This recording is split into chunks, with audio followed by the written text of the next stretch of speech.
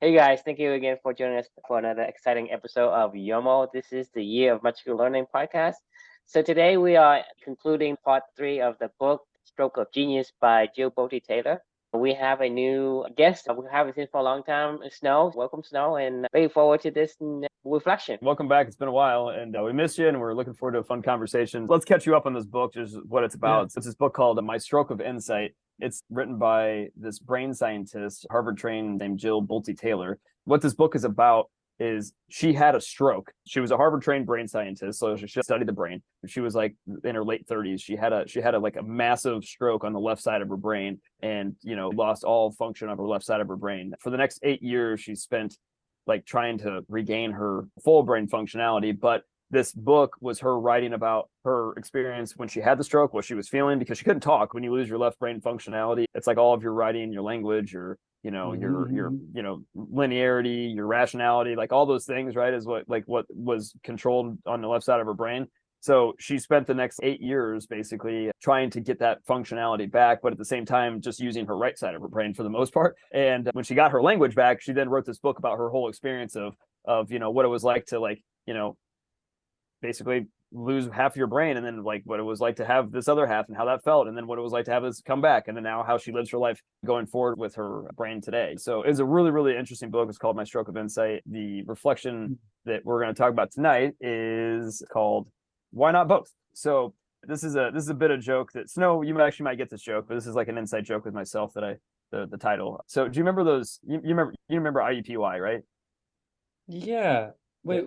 Oh yeah, the college, right? So just so you know, there's this college in Indianapolis called IUPUI, meaning it's Indiana University, Purdue University, and Indianapolis. So they took the two largest land grant institutions in Indiana. They built a campus in downtown Indianapolis called IUPUI. It was a joint effort between IU, Purdue, and Indianapolis. So some genius back when I was in high school, this used to be like a big commuter college. Basically, all the kids that didn't move away from whatever, like they would go to IUPUI, but now it's actually become like a pretty legit school. I mean, they actually have like IU School of Medicine's there, and their law school is there. Anyway, it's pretty much an IU campus. It doesn't really have much Purdue stuff. Some genius back in the day, marketer, that was the slogan, IUPUI, why not both? And that was it. I just remember these commercials all the time when I was a kid, like IU, Purdue, why not both? And so that was like an inside joke but for myself. But it's the reflection. This reflection is about using both sides of your brain, right? As I was saying before when we were talking about this book, Jill Bolty Taylor, the author, lost 100% of her functionality of the left side of her brain, meaning like math, language, rationality, science, linearity, time, all these functionalities, she had none.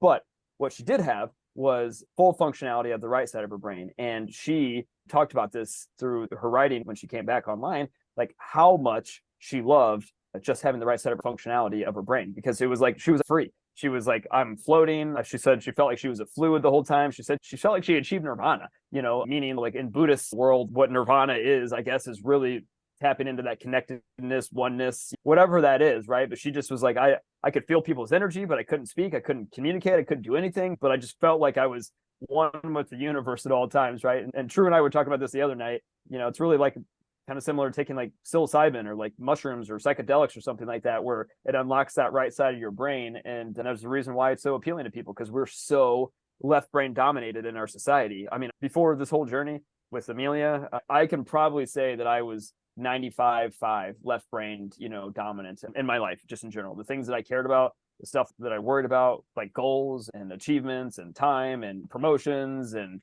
next task. I was very task driven. I categorized everybody. I used to disc profile to every single person that I talked to evaluate where they fell into a certain profile. My level of right-sided brain use and functionality before this journey, I would probably say was like 5% max, maybe. I mean, my creativity, imagination, just connectedness to the world or whatever was like basically on damn near life support.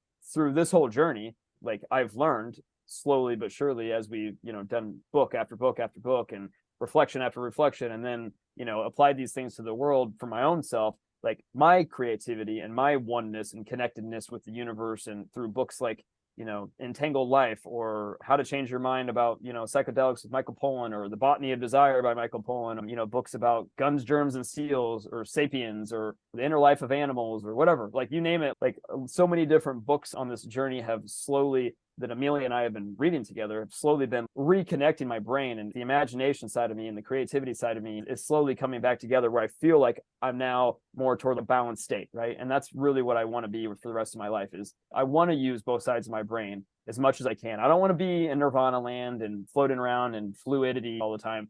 But even though she loved it, I want to still be connected and tethered to the world and have goals and work toward things if we want to work toward things. But at the same time, I like habits and I like that stuff. But at the same time, I really enjoy the more connectedness, creativity, imagination, and oneness, with everybody these days too. So I'm trying really hard to use both sides of my brain for the rest of my days. And obviously that's what Clubbing is really about, is trying to, why not both, right? Like finding balance between both sides of the capacities of what humanity is capable of. And that's where I'm going for today. So I don't know if I'll be able to do it, but I'm always going to continue to strive to do that. For me, it's no longer a question of this is the way for me to stay on my path toward purpose, is to try to make sure that I'm using all of my capabilities as much as I possibly can in a balanced sense.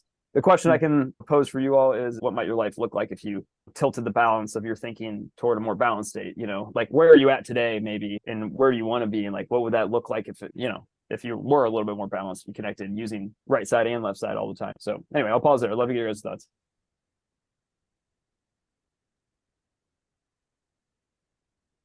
Tree, what are your thoughts?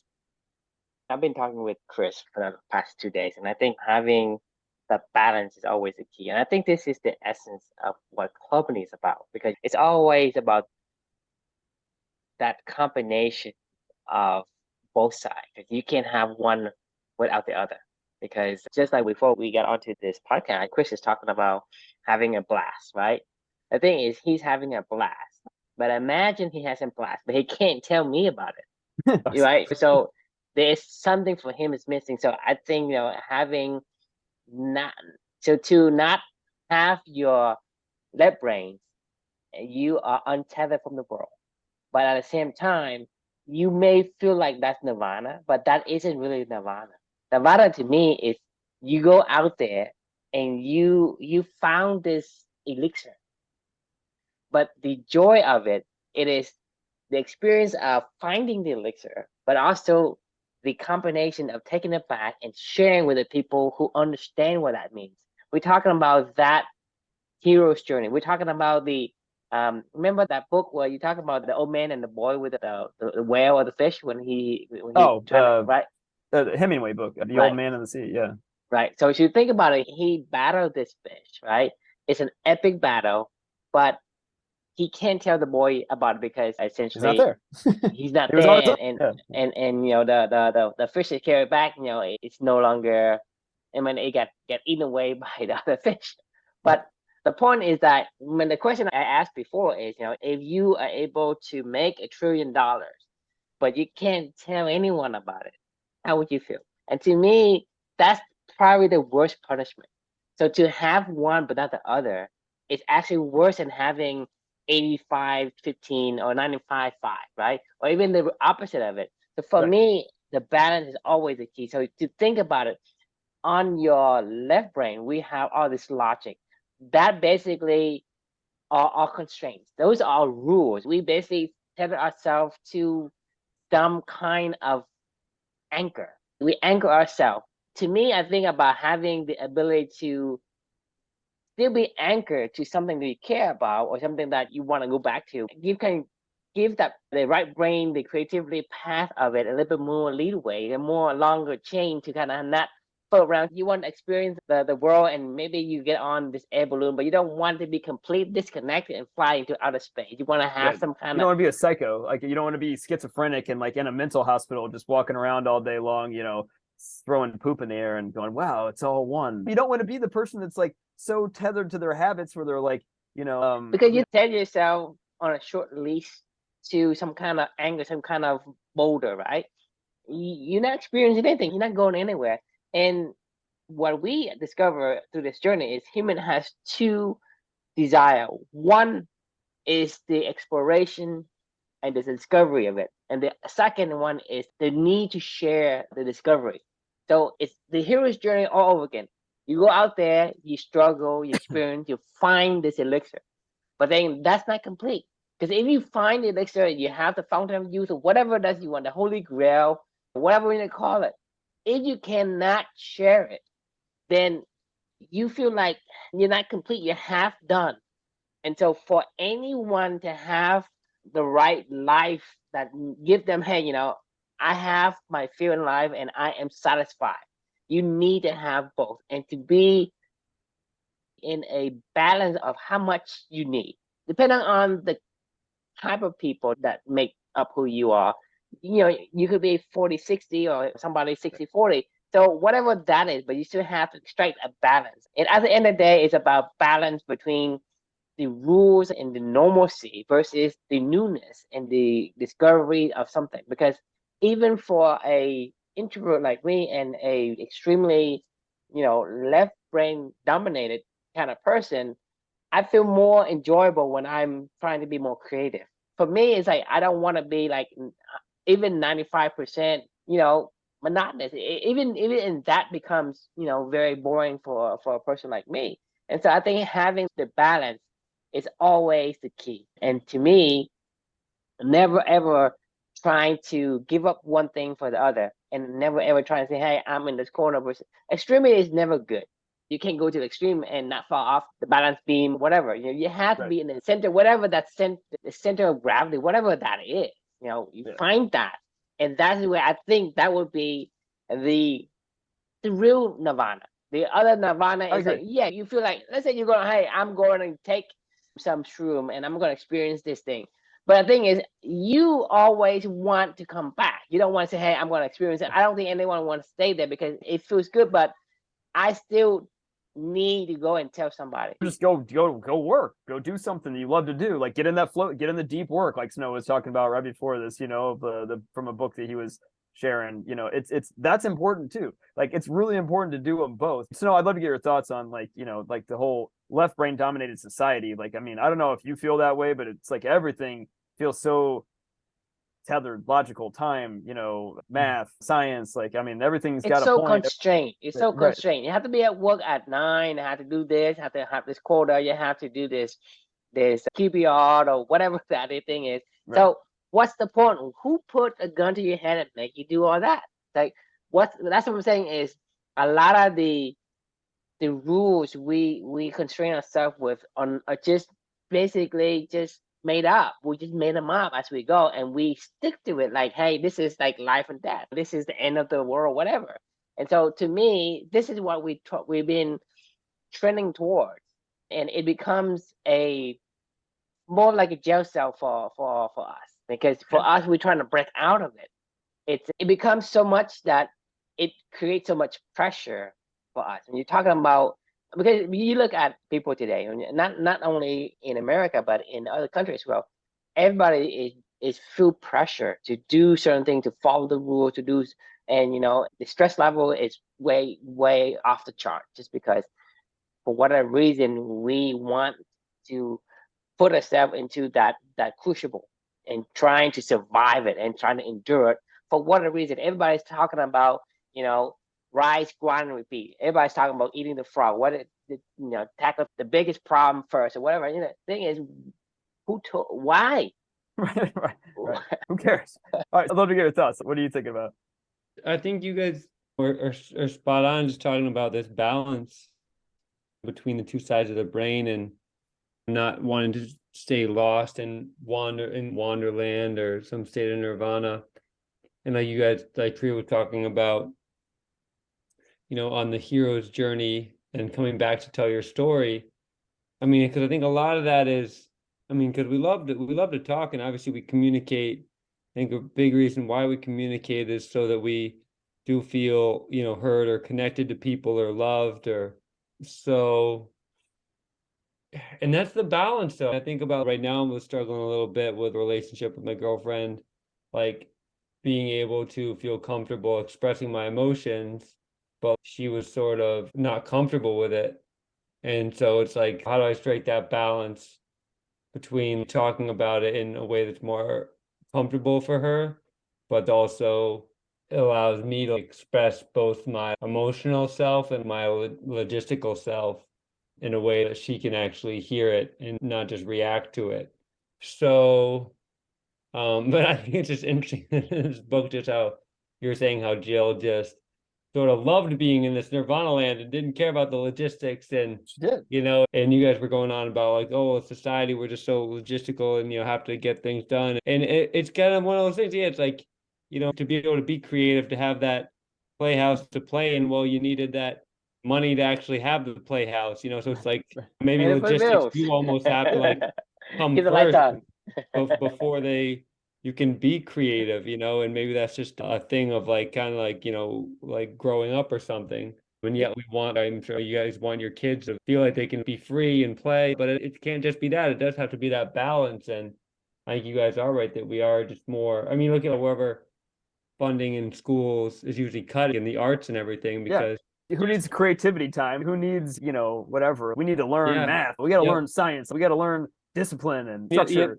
yet they're finding just more and more, just like, I mean, wherever you look at, like, a balanced life a good life doesn't exclude that, and Right. a decent life or a life doesn't have to have those things, but then you start getting more emotional distress and yada, yada, and all these other things that creep in. So if you aren't balanced, you're going to end up having that one spoke on the wheel that is eventually, cause you to crash or something. For sure. I mean, if you're on a spectrum and you're heavily weighed one side, you're going to fall off. Yeah, Like, and I mean, you're it's trying just, to use a lot more energy just to stay straight and stay flow. But and it is work to stay balanced. I think it's something we all probably come back to. We can get in our head and be egotistical about something, and we find ourselves not being grounded around enough balance. I'm just thinking for myself. And that's why whether friends can keep us in check or just even or your own nature. thoughts I to mean, try to keep you in check. or just nature, like going and taking a walk and seeing beautiful things in the world and going, wow, this is really beautiful, like, or traveling. Or I remember when you went to Africa right after we graduated, I was like, what the fuck is he doing? You just spent 4 years grinding away, getting a very prestigious degree. I'm like, get out and start your career or build your. And now I look back on it, I'm like, I'm sure you probably look back on that time of your life. You tell me, but like, I'm sure you Some of the best explored time of my so life. right. I mean, what was that like? Were you just like wandering, exploring, being creative, seeing new things? Like, I mean, what, like, how did that make you feel? Like, I mean, I was doing both. I mean, sure, I was exploring, but when I was being like logistical too, like studying my language books at night or whatever, just to learn Kiswahili better. And Your water. yeah, it was shit.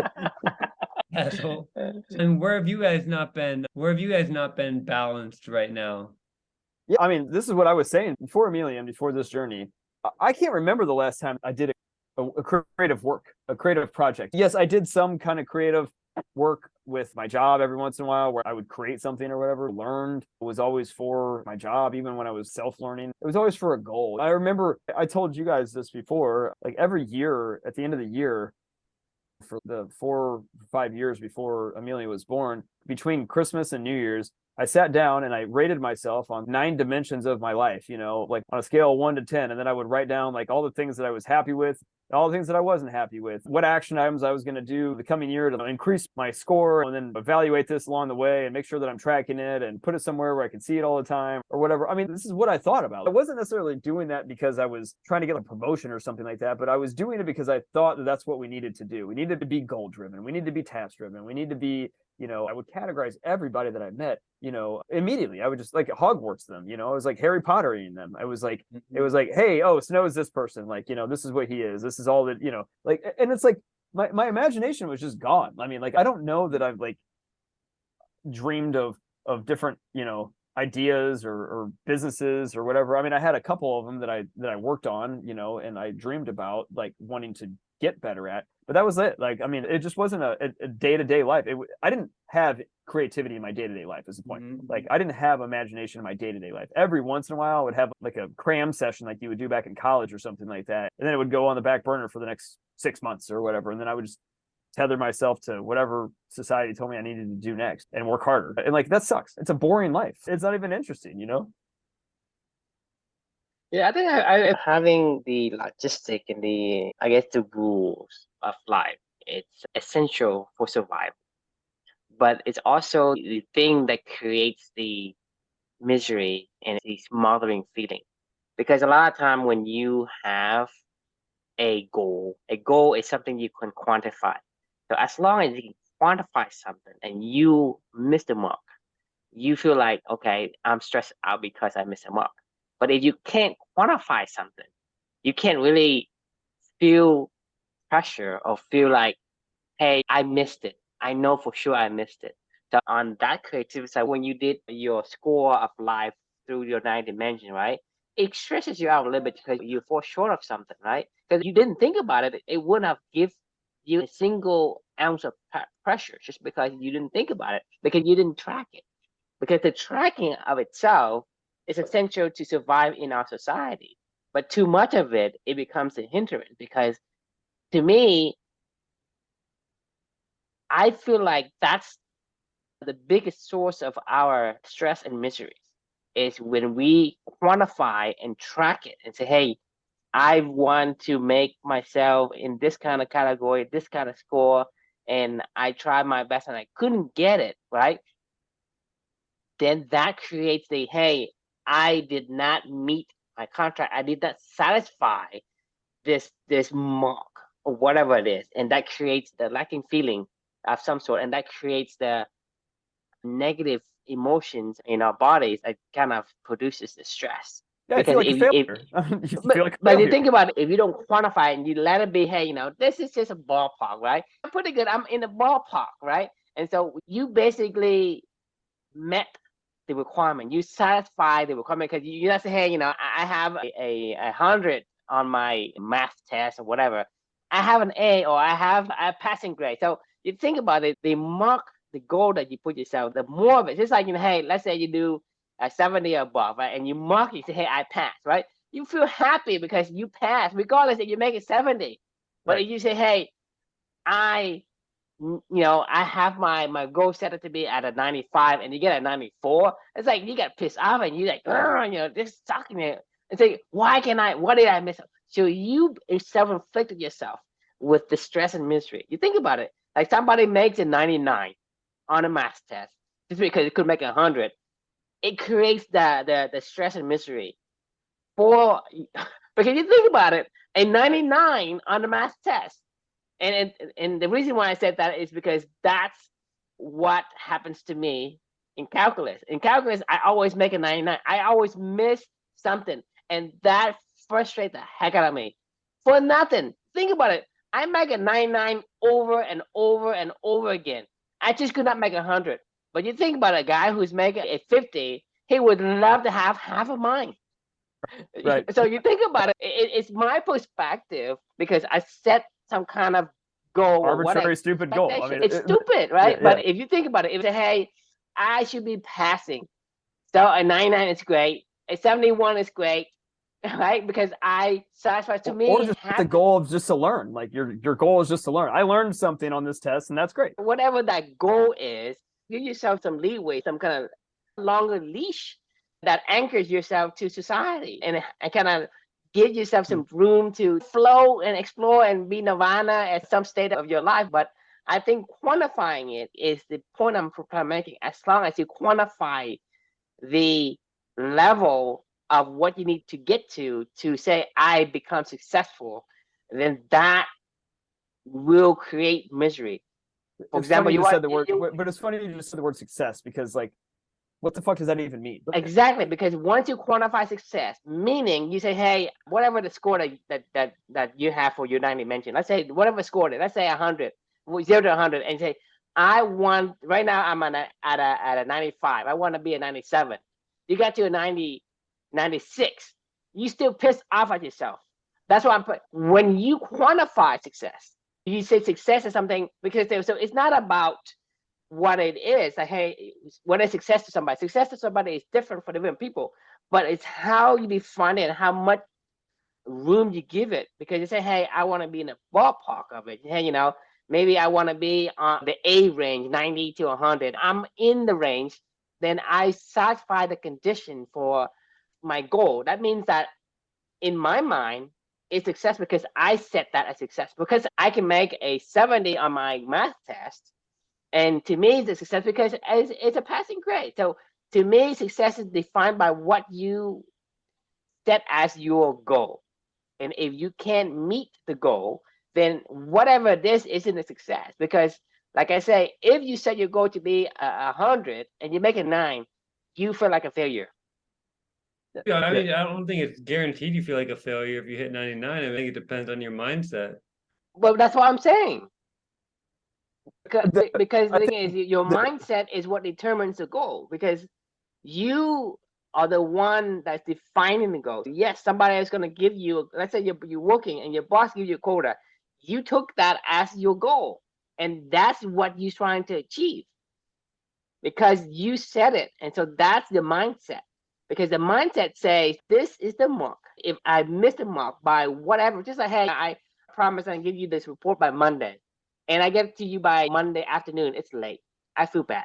To feel bad. I mean, if you don't meet a goal doesn't mean you have to feel bad. It's just a game, really. I think a goal or whatever, a mark is just something to aim at.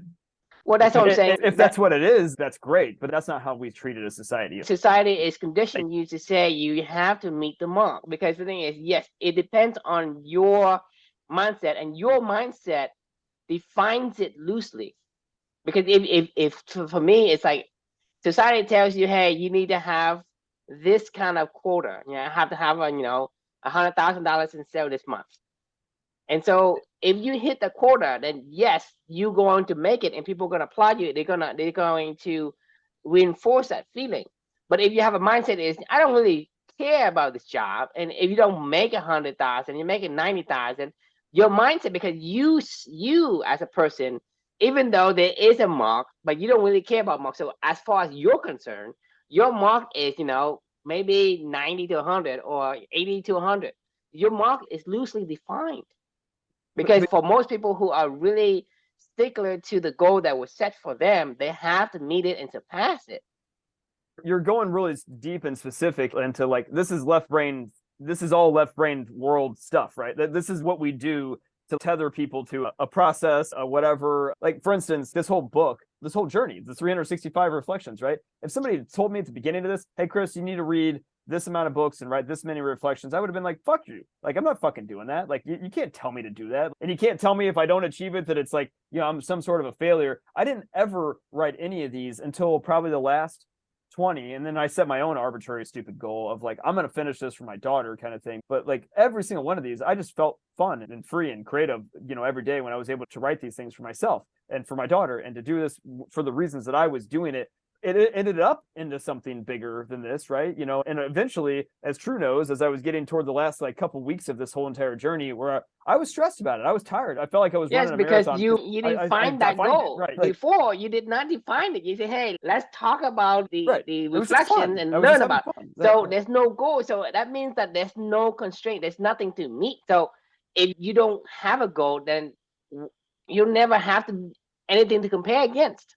So that's what I mean is when you do that, you are creating self-inflicted misery. Yeah. I mean, it's awful. And you're missing the whole point of why you're even doing this stuff in the first place. Like if you're studying. Because then in the last week you were struggling to find, okay. The thing is you say, hey, I want to pick the best book. And you were stressing out about picking the best book. It's like, for the people, they don't care whatever books you're gonna write for your 364 is gonna be great. But for you set some kind of arbitrary agenda that no one cares about, and no one's gonna have the same opinion as you do because you say, hey, this book isn't great. Well, I don't think so. I don't think that it's not great. I think it's great because whatever book it is, we learn something, right? The audience gonna think it's great because no one determines it because we never have anything to compare against. So there's nothing, hey, oh, you have this book and this book is less as much as this book and this less as inside as that book. Only when you have something to compare against, this is when you create the pressure. Yeah, it tilted.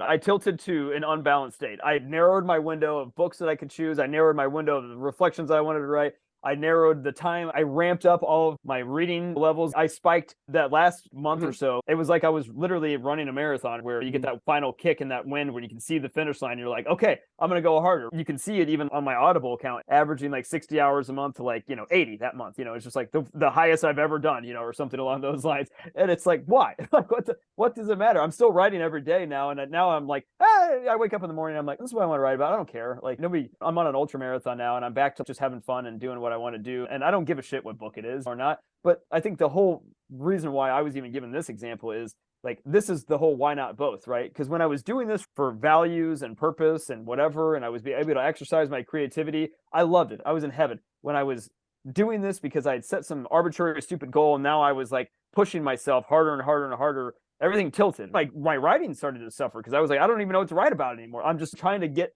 something out of me to get to the finish line, and it was starting to become not fun. And like this is where the whole why not both comes into play. If you can figure out a way to balance your life around connecting to the world, being open, being creative, imaginative, but also at the same time having goals and having habits and things like that. Both of them have a ton of value, but like doing your habits for the right reasons, also at the same time doing your creativity work for the right reasons. They should all hopefully blend together, and then you have this perfect little mix of a balanced agenda, and that's when I feel like I've been the most happy in my life. Yeah, makes sense. Yeah, no, I think you summed it up perfectly right there in that last minute. Nice. Any other final thoughts for you guys? You guys want to read this book, Snow? It was really good. I really, really liked it. It was interesting as hell. Yeah, I just downloaded it earlier today, so I'll be on it. The last book I read, the Deep Work book, it does sound interesting. I think it's one of your favorite books was that Moonwalking with Einstein or something like that. That book has been referenced a couple of times. Oh, that's such a good book. I think the biggest insight out of that one for me was you would think that people that were world memory champions would have the best rote memory, right? Yeah. Tell me, they don't do it at all. They use their creativity. They use their whole brain. It's the people that remember the best are the ones that can create elaborate visuals, imagine, because we think in stories, right? They make these incredible stories. And you're like, I'm sure you remember the 10 different rooms. We have 5 different rooms and 10 things in each room or something like that. This journey, this Yomo is like my memory palace. And that was my reflection for that one, because every time that I look at this book and I read this reflection, I literally go back to when I was finishing this book. I was in Tampa at this point in time. I was visiting one of my best friends down there. I remember that I was getting on a run while I was sweating my ass off. I remember these things. And then I remember what I remembered from it, right? I was like, oh yeah, I need to be more balanced in creativity time and find this stuff. This is the whole point of this whole thing. This is my memory palace that I then get to share with True. And then, obviously when you hop onto these things, like that's the whole point of all this, right? Is to find a way to create the visuals and to create the memories to really burn it into your brain to make it stick, because it doesn't stick if you just read something and it goes in one ear and out the other. And then all of a sudden, 6 months later, somebody's like, oh yeah, I read that book about, what was that book? I don't remember. You know what I mean? Yeah, it's true. It's fun. Well, cool. Well, I'm looking forward to reading that book, by the way. True, any final thoughts for the night? Yeah, I think another insight from what I've just said before is your happiness is essentially a contract you make with yourself. If you fulfill the contract, you feel happy. That's a good one. That a lot, actually. I'm reading right now this book, 12 Rules for Life by Jordan B. Peterson or whatever. Like, I don't like this guy at all. You guys, Oh, I like him. Yeah, I read both his books. Yeah, I used to like him. I like him anymore. I'm not liking this book, but for whatever weird reason, there's something about this guy and his voice in particular that just like turned me off. One of his rules that I just finished today was compare yourself to who you were yesterday. Treat yourself like someone that you're responsible for helping. You got to care for yourself. You got to care more than other people, like about yourself. I do like that rule. I think that's really important because it's like, if you're not going to do this, nobody else is going to fucking do it for you. Like, I mean, no one is going to do it for you. Snow, if you. So that's the thing for me. It's like, I've gone through this journey. I tend to stay away from goals and from rules, and any rules that there is, I tend to say, well, I don't like it. The thing is, I used to like Peterson. That's your rule. I used to like Peterson, right?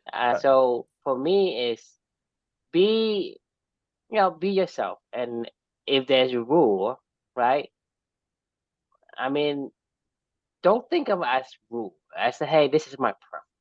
And if you kind of follow that, I think it's gonna, I guess, alleviate a lot of the pressure you're feeling. Because for me, that's how I feel. Is in the beginning, it's like everything is about doing things according to plan and going through. Like I said, I hate being late because for whatever reason I tether myself to that rule, and I get so you know, what's the point? I don't know why that's the case, but that's what I'm saying is, when Peterson has these rules in the beginning, when my mindset was different, I like that. But now, because of my newfound insight, I tend to not listen to Peterson's advice as much because, like I said, the 12 rules, the word rules, it just basically throws me off. Say, hell no, no, thank you. There's no rule for me.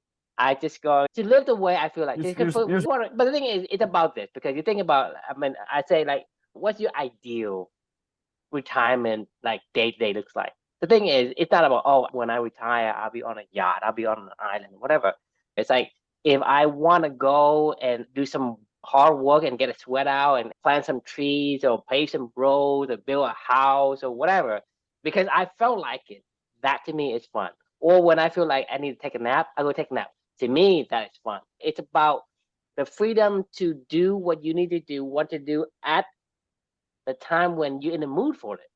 So it's each day. It's not. It can't be some like down the road. I get to go do this, or like I'm right, gonna work really hard to sacrifice today when for you're a in the marshmallow mood for tomorrow. marshmallow, eat the Right. fucking marshmallow Yeah, eat the now. marshmallow. It's not like, oh, I like marshmallow. I'll wait for 5 days. I'll wait until I get home for dinner. For me, it's like, if I want a marshmallow right now, that's what I'm gonna get. Because if I feel like, oh, a marshmallow, and I'm doing something outside, I'm gonna drop it. I'm gonna go inside. I'm gonna get a marshmallow. I'm gonna eat it. So to me, that is what my rule is. There you go. How do you feel? What does your mood tells you to do, and fulfills it? When you fulfill this contract that your body set for yourself, you're gonna feel like you're satisfying it, and that's gonna give you this happy feeling. Otherwise, it creates this pressure. Oh, I have to wait, right? It may be little, but eventually it's gonna become big, and that's why people are stressed out because they're forcing this arbitrary rule. It's not even real. Yes, there's a certain rule you should, don't jump down from a 2-story window. That's a rule. Those rules apply, but the arbitrary, don't don't follow for the sake of following it. Yeah. Like, constrain yourself because you need to meet this 365 books or whatever, or go to church and, hey, you cannot be 5 minutes late or whatever. If you do that, you're just inflicting your misery onto yourself. Yeah, I agree. I think that's a good place to stop for the night. That's a good thought. It reminds me of the lobster that Jordan was talking about, where you lose your serotonin or whatever from when you fail, your brain chemistry changes or something like that. I did actually like that as well. Maybe Snow, you should come back if you like Jordan Peterson when I get that one done. Well, that was fun, guys. Thanks for joining us, and Snow, thanks for popping on. It's been a couple months. Definitely, I'll pop on more frequent. So it's good to see you. Yeah, for sure. It's your summertime, man. So come join us. Yeah. Okay. Awesome. All right. Well, we will see you all tomorrow night. Good night. See you guys.